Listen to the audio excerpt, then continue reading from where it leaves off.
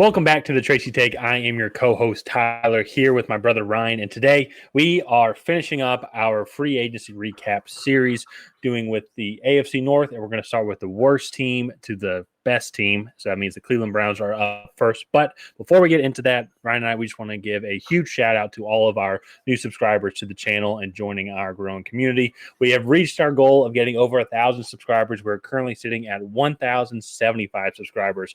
Honestly, we can't believe that we made it this far. Huge shout out to Browns fans and a lot of other AFC North fans as well, because we've had some videos in the series that have done successful. So thank you.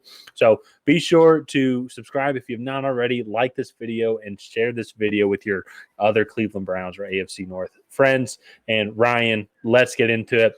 The Cleveland Browns had a very interesting – it's very interesting knowing, like, when you go into a season – like, hey, your season was pretty much shot back in March. It's very interesting. But we started to see some of the benefits. Deshaun Watson started to take that 2-year rush off a little bit.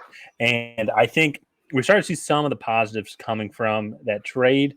And they've even made some moves now in the offseason that I actually like to set this team up for success as well. And I think that even though they have still a little less draft capital than other teams might want to have in their position, I still think that their needs, I think, can be complemented really well by good depth in the specific position, such as like running back, for example, is what I'm talking about. They can get a second running back to go along with Nick Chubb, and we're going to get into that later. But there's a lot of running backs in this class. So let's go into the Cleveland Browns. Let's start with some of their losses. Ryan, what were some of their key losses from this offseason?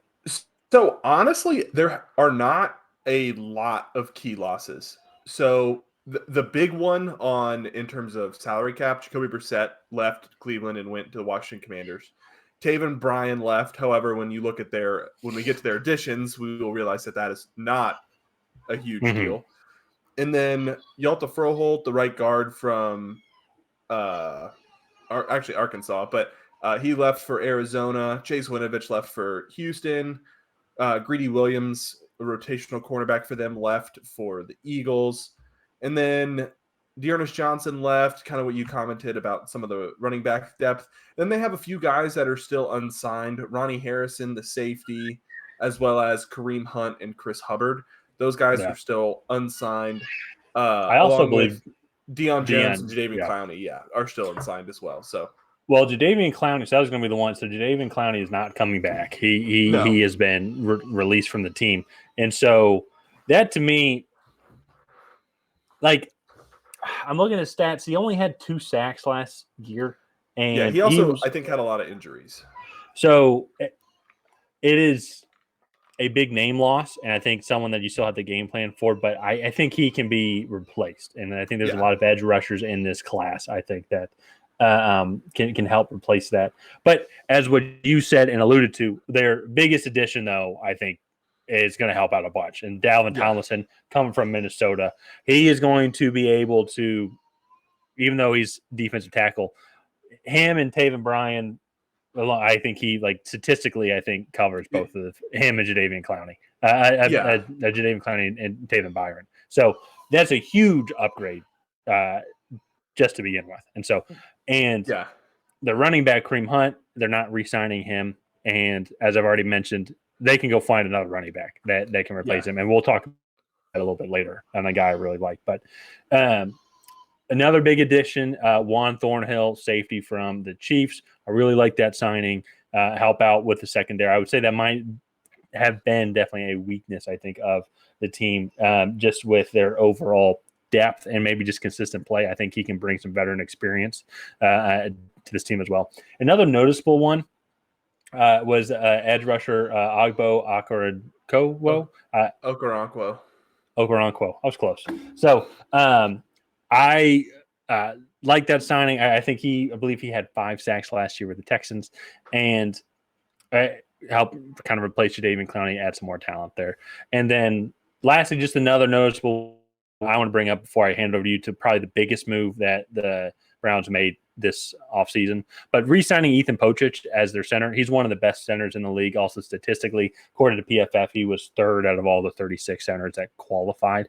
Yeah. So re-signing him, especially considering their cap situation going into the offseason at negative 14 million, get him back, and also then sign on Dalvin Tomlinson, I think was huge. I think that's been successful so far. But then they made shockwaves, Ryan. What do they do to help improve this offense? They traded their second-round pick to the New York Jets for wide receiver Elijah Moore. I think there were a few other details involved. I don't have it up in front of me, but they received also a third round pick. A third, okay. And so this is a fantastic trade. We made comments in our mock draft series video about how Amari Cooper really needed another weapon alongside him. And I think Elijah Moore is a perfect fit. You have Amari Cooper on the outside. Elijah Moore, when he was a rookie, led the league in average yards of separation per route run. And I just think his skill set is going to be really well utilized in Cleveland. Well, and so they had DPJ, Donovan People-Jones, and then you had David Njoku, but it was almost like you're right. It's like it still was very Amari Cooper heavy. And those guys were really good, especially in certain situations. But then having that Elijah Moore now, because they didn't really have anybody in the slot. David Bell, they drafted. They tried to get him in there. And it was still his rookie season. Maybe he could still grow. But I look at it, though, and it's like, who would I rather have? David Bell, who might be consistent. We don't know entirely what we have, but what we've seen has been great. Or Elijah Moore, who we've seen when he's really good. Like, we've seen what that can produce. And so I think that getting him in that right system, and it's going to open things up, I think, for Amari Cooper. Or if you want to double team Amari Cooper, then you're going to have Elijah Moore in the slot. And then having Elijah Moore in the slot, I think it's going to open more things up for DPJ and David Njoku. And we haven't even talked about the running game yet either. So I really like that trade. They, as you mentioned, they probably were going to use an early pick on a receiver anyways. Okay, they just used a second rounder on a receiver. That's essentially what they did, and on a proven talent as well. Yeah, and so I really like that addition. A lot of people are going to look at his second-year production and be like, well, he really fell off. Well, the Jets didn't utilize him well, and Zach Wilson had no idea what he was doing back there. So it's a really hard assumption to make, is that he fell off. And it's like, well, there were a lot of outstanding factors. So I really like that addition. A couple of the smaller ones, they did add Josh Dobbs, the backup quarterback from the Titans last season, as well as Jordan Akins, the tight end from the Texans. He's a little bit older, but I think he'll add good depth there at the position.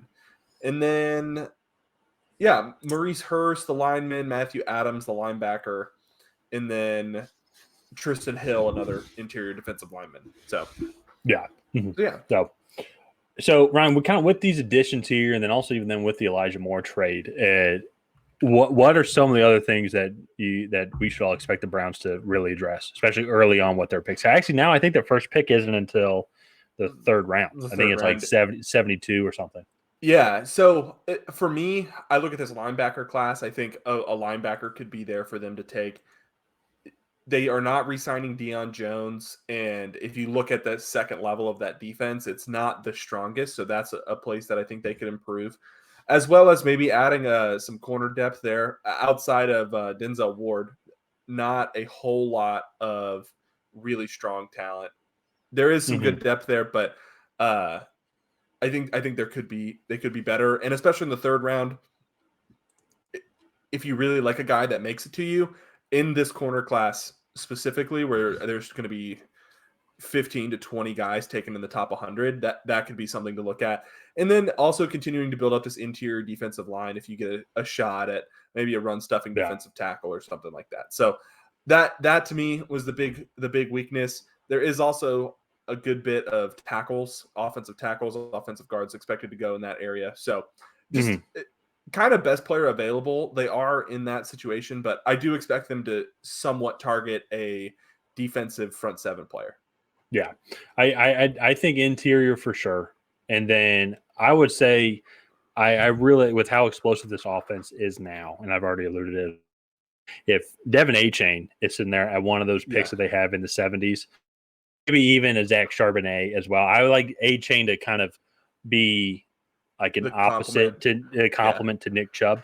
But Zach Charbonnet is also a very good prospect as well. If one of those two guys is there and they have those couple of picks to start out the third round, and I also think they have some later picks as well. But that would instantly then you look at this offense. They had one of the top offensive lines in the league last year. They still had depth, as you said. Now you look at their receiving core. Deshaun Watson, if he can continue to progress to be that Deshaun Watson that we were used to seeing on why they spent the 3 draft picks for him. Now then you look at Nick Chubb, and then now you have this absolute speedster that can do everything for you essentially in the backfield. You look at this offense and you're just like, where are the weaknesses at? And so I think that will be something that they also address as well. Yeah, no, definitely.